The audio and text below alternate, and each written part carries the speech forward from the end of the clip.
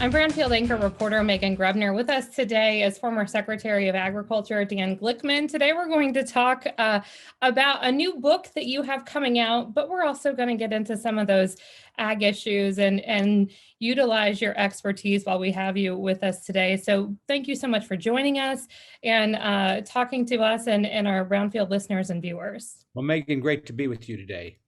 All right, so let's start first a little bit about your history and how you started in Congress or started running for Congress and then ended up in the ag sector as Secretary of Agriculture. Well, I guess I don't know whether politics was always in my blood or agriculture, but my family had no real background in agriculture, but I was born in Wichita, Kansas, and went through school there. And then my first political job was a member of the Wichita School Board. And then I saw an opening, and I ran for Congress in 1976 and won and served for 18 years in the U.S. House on the House Agriculture Committee during that entire time period. And then in 1994, somehow my constituents had a different idea about what my job ought to be than I did, so I lost. But within about 6 weeks, President Clinton had asked me to be Secretary of Agriculture, and I had a lot of help from Senator Bob Dole, who was then Senate Majority Leader, and so I was Secretary for about 6 years until the end of the Clinton term, and so that was one of the great jobs I've ever had. And then I spent a little time running a program at Harvard at the Institute of Politics. And then I had this strange career change where I went into the motion picture, not business, but I became the head person at the Motion Picture Association of America for about 7 years. So, and now I'm mostly in the nonprofit world and working on hunger issues, domestic and global hunger issues. So I've had a pretty interesting career, and I thought I'd write it down in a book. And I don't know how many people will be interested in it, but it certainly was a diverse life. Talk to me a little bit about how you relate those experiences to your readers and to our viewers and listeners today, and what you want them to take away from your lessons, the things that you've learned, and some of your experiences. Well, I think the first lesson, which is through my book, is how important humor is in politics and in public life. And I have found that we have a pretty toxic political environment today. And part of it is that we have a humorless, almost government. And what I found is that people who, and I've talked about appropriate humor and not bullying humor, mostly self-deprecating humor, how it can be a positive thing in terms of influencing people. And I learned it a lot during my years in Congress, where I had to get things done and work with both urban and rural members. And I found that if you could be funny, but in a sensible way, you could influence people and get them to do things that you would like to do and build long-term relationships, build bridges, not walls, as I would say.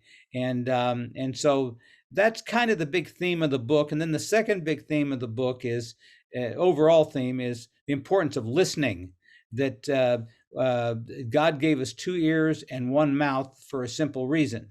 And politics has become the art of talking, not listening.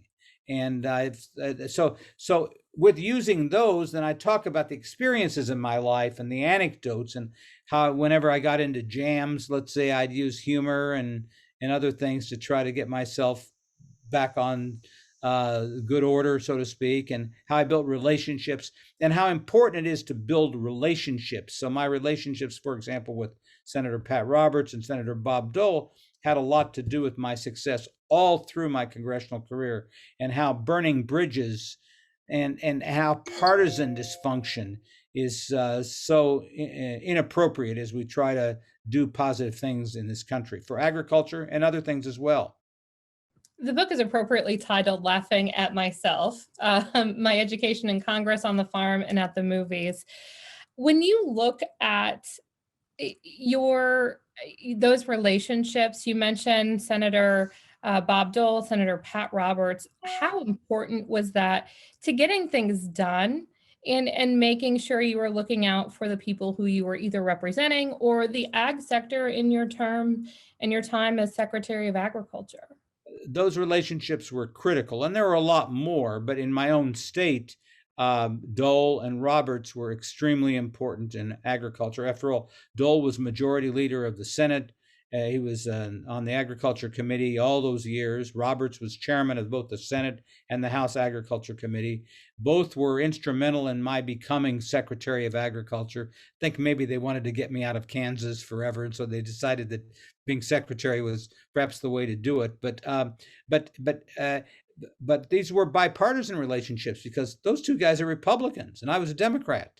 And when we worked on common issues, partisanship fell by the wayside. There were differences, always, but after all, you can't have a country that operates in a healthy democratic way without differences. But we tried to put those aside when we could. Looking back, what do you think, what are some of the most monumental or maybe some of the things you're most proud of, whether it was in Congress or your time as Secretary of Agriculture? I think that was all around the time of NAFTA and some of those things that kind of changed trading relationships with the United States, but for agriculture as well. Well, I worked on 4 farm bills when I was in Congress, and obviously always trying to help both commodity growers and livestock producers, because Kansas was big in cattle, big in all animal agriculture, but particularly in wheat, corn, and soybeans, and so a lot of technical things there. I worked on a lot of issues involving the Commodity Exchange Act, making sure the futures markets worked well for farmers. That was certainly a pretty big deal. And then my district, I'm from Wichita, so I wasn't really from a farm area. And Wichita is famous because it used to be about half the airplanes in the world were made in Wichita, Kansas. We're the home of Beech, Cessna, Learjet, and Boeing. And when I came to Congress, there were about 50,000 people that worked in the airplane factories in Wichita. And so I worked a lot to try to make that industry as healthy as I possibly could as well. So aircraft and agriculture were my 2 big issues. And then when I went to the Department of Agriculture, of course, the jurisdiction is just way beyond what you would think. For example, the biggest employee base of the department was the U.S. Forest Service, with about 40,000 employees. Well, Kansas was not known for its national forests. So I had to learn a lot about forestry and related conservation issues and timber cutting. And then the largest dollar amount in the department was in our federal feeding programs, hunger, nutrition, food stamps, SNAP, school lunch, women, infant, children. And so one of my jobs there was to build bridges between urban and rural America so that we could support both our farm programs and our anti-hunger programs as well. And so those were, there are a lot of other things, food safety, I could talk about, and trade. After all, over half of all agriculture products that are produced in the United States have to be exported because the markets are overseas, and how important free and open markets are. And it's a tough world today because a lot of markets are getting closed all over the country. And we in America have even been known to have closed some of our markets as well. You would never think that was possible. So let's talk a little bit about some of the issues going on today. I think that we should take advantage of your expertise and your rich history and talk a little bit about some things, because times are changing, and it's really a different sector, I think, today, looking in comparison to the last 20, 30 years. So let's talk first. You mentioned trade, China, the relationship that we love to hate or we hate to love. How important is continuing to develop that relationship? And what are your thoughts as you look from the outside? Well, we have to maintain a civil relationship with the Chinese. They do make it tough for us because their markets are often closed to our goods. They steal a lot of our intellectual property. They don't have the best human rights record in the world. But China and the United States are the 2 biggest and most important economic powers in the world. And so and also the Chinese are very large purchasers of U.S. agricultural products. And so, we have to figure out how to best calibrate the relationship so we don't make an enemy out of China, but at the same time, because we need them and they need us as well, but at the same time, take them on appropriately when they do things that are inappropriate. For example, stealing intellectual property that belong to, let's say, our manufacturers or our farm agribusiness people or wherever. And so, but China is critical for U.S. trade. There's no question.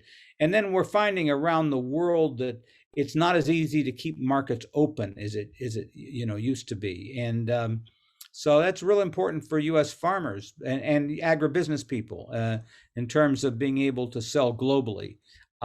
So these are continuing challenges. I'm glad to see it looks like in the new administration we have a U.S. Trade Representative, Catherine Tai, who's had a lot of experience on Capitol Hill. She understands these problems well. So far, the farm groups seem to be very happy with her approach. But you got to keep an eye on China. That relationship is going to determine a lot of the future health of U.S. agriculture.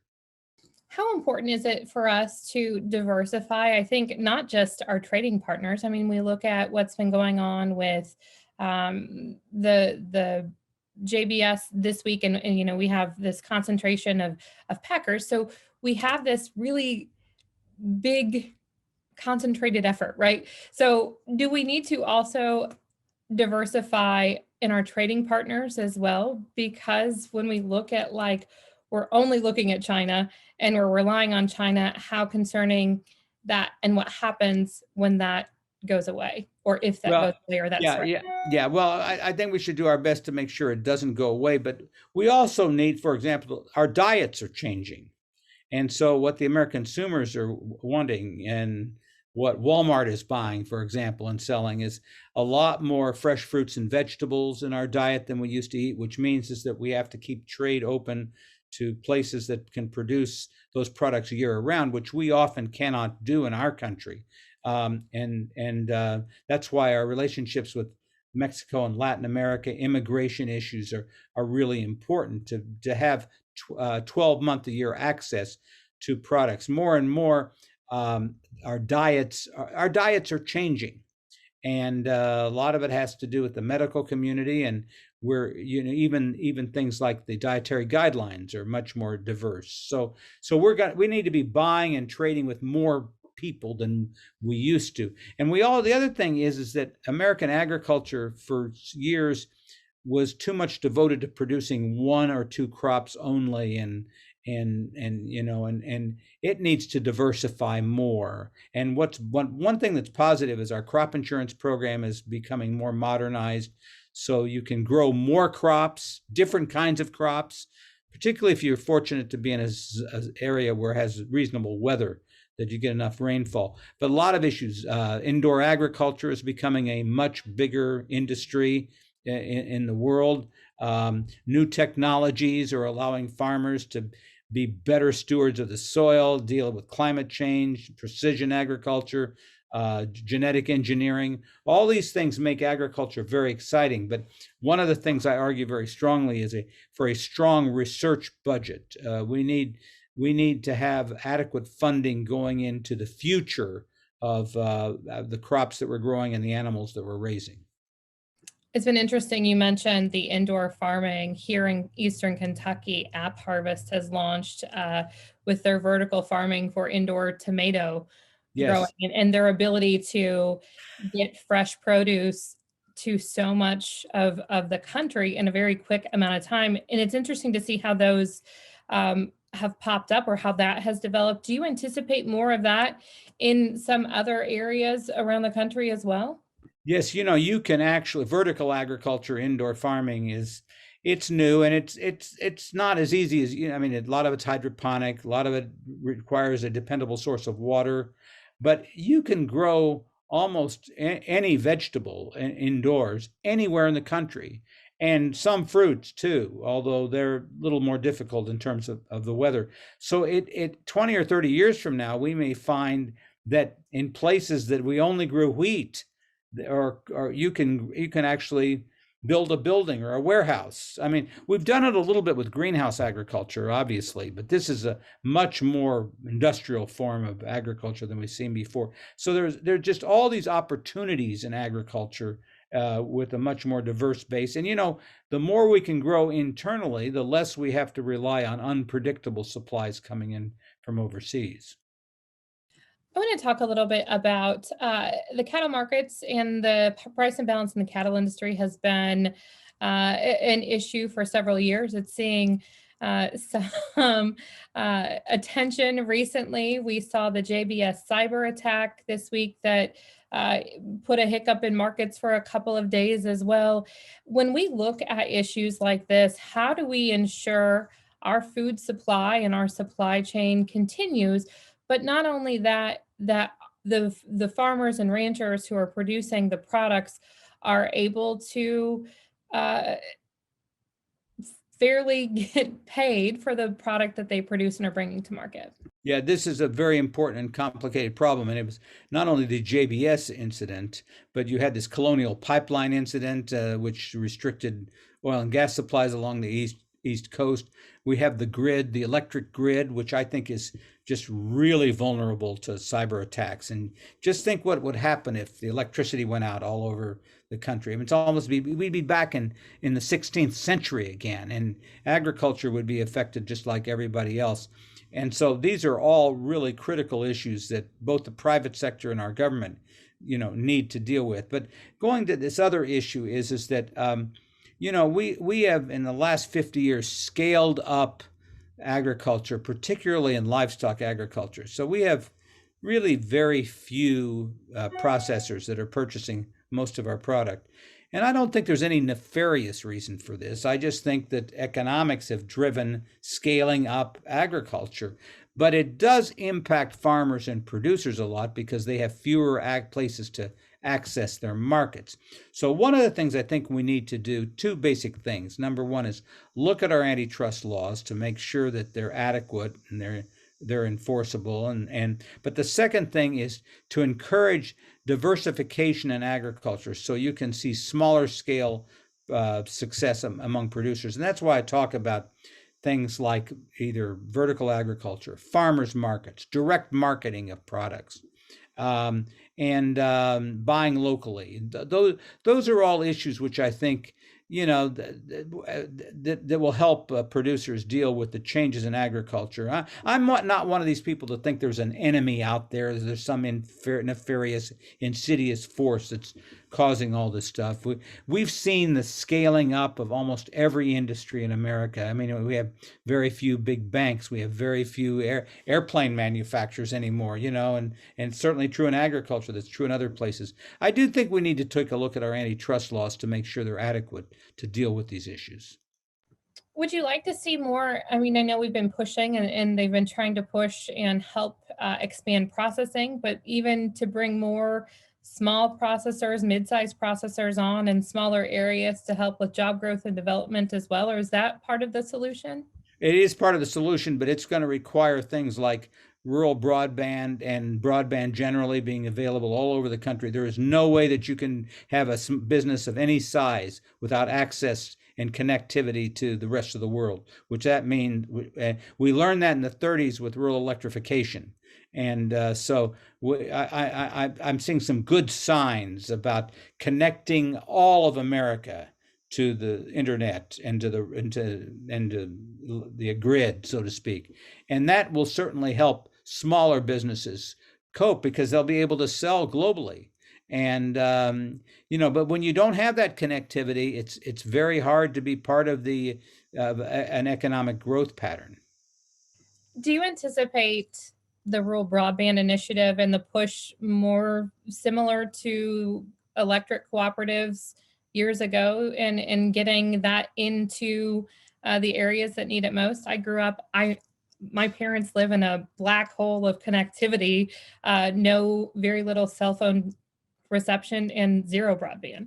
Yeah, I do, but it will take a national effort to get it done. It will take billions of dollars to get it done. But we do have the model of rural electrification during the 1930s, where we over a period of about 10 years really electrified most of America. And we need to figure out a way to do that, especially in underserved areas where it's not as economical to serve, let's say, a community of 400 as it is to serve a community of 400,000. You can do it a lot more cheaply. But that's the thing the government has to do, is to be very much involved in that. And there's a lot of competition out there in the private sector in terms of providers as well. And so we need to work together. If somebody were to ask me what's the most important thing we can do in agriculture right now and in food production, that is connectivity and broadband. We've been through a lot of problems, COVID, prices, trade, and everything else. But long term, it's connectivity so that businesses and agribusinesses, small farmers, small businesses generally can have access to the world. We appreciate your time with us this morning, Secretary. As we wind down our conversation, what is your perspective, your outside view as to what's going on in politics and ag policy, and some of your takeaways as you've looked from your position in recent years? Well, we've had a tough time the last year and a half everywhere. I mean, the COVID epidemic is kind of hit like it is like an asteroid, and every business has been affected, and certainly the supply chains in agriculture have been affected. Half of the food that's processed used to go to the restaurant industry, and then all of a sudden they're all closed down. So that caused a lot of dislocation in terms of all these things. But it looks like we're coming out of it. And the trick is that we, by the way, we desperately need an infrastructure package to repair our roads, bridges, highways, and the trick is that can we get out of this partisan toxic nature where it's either my way or the highway? And that is what's a little different from when I served back in the old days with Roberts and Dole and lots of others. We kind of did work together. Today, oftentimes, if a Republican says the sky is blue, the Democrat will say, no, the sky is green, and vice versa. And quite frankly, the last 4 years, I'm not a partisan guy, but the last 4 years kind of accentuated this division in America. And so I'm seeing at least some positive signs, hopefully, that we can pull this thing together and keep our democracy strong, and in the process, keep our economy strong. We again appreciate your so much your time today and your thoughts on the issues and agriculture. For those that want to check out the book, it's Laughing at Myself, My Education in Congress, on the Farm, and at the Movies. When is it available on bookshelves? It actually is available this week, but it's Friday, and you can get it on Amazon or the University of Kansas Press, and probably a fair amount of bookstores will have it. Of course, I mean, I'm unabashedly kind of hawking this book, but I don't expect us to outsell Harry Potter or Gone with the Wind, but it's at least it tells my story about how I made it through the political system over the last 40 years. And we appreciate you so much. Have a great day, and okay. Do check out the book on Amazon or your local bookstore. Thanks so much. Thanks for having me. Thank you. I'm Megan Grebner with Brownfield.